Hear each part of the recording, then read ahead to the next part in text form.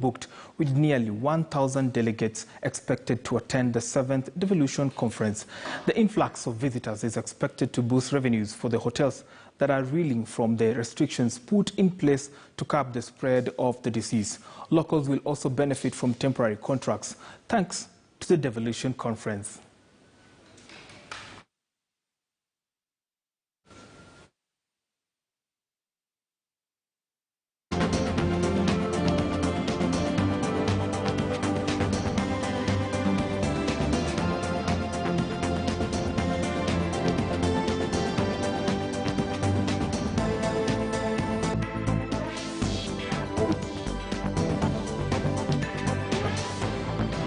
Affected by the government agencies that are given this responsibility, and we are being qualified, especially on those protocols that govern the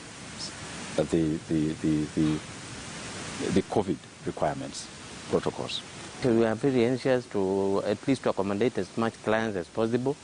The facility is well spaced and spacious with fresh air.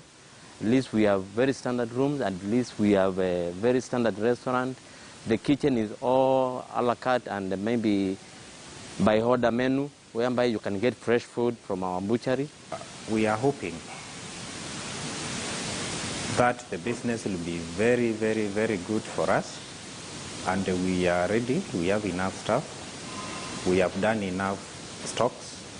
So basically we are ready, and we are ready to accommodate up to even 600. Some good news there for Makueni counties and the larger Ukambani region counties. But let's now go to our top story, the one that we had prepared for you today. So the Kenya Revenue Authority has, for the first time in 8 years, surpassed its set revenue targets. KRA collected 1.66 trillion shillings in the financial year 2020-2021 against a target of 1.65 trillion shillings. The revenue growth was largely driven by customs and border control departments, whose revenues grew to 624.77 billion shillings, which was 18 billion shillings more than the targeted 606 billion shillings. Some good news. So let's now get you much of those numbers right there on your screen. You have been seeing the performance. Of course, we're trying to just give you a breakdown of what it looks like in the taxman's gallery right there. So 2022 financial year, the total revenue in July, that was 121.8 billion Kenya shillings. That has never been seen before.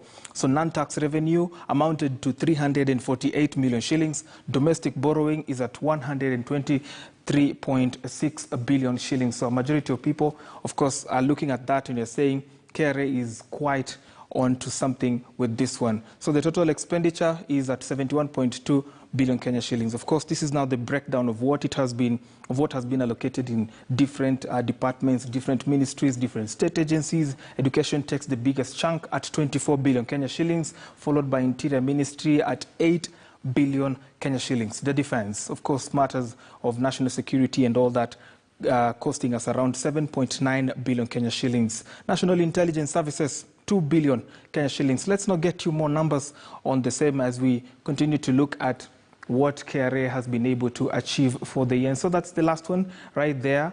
We will be giving you much more on the same to bring all this into a logical conclusion. But now I want us to take a special feature done by my colleague Noah Kipkemboi. A majority of people hope that one day they will take a break from working, either necessitated by age or by choice. The state and quality of life in retirement is not determined by personal choices, but for some, and policies that have affected their pensions.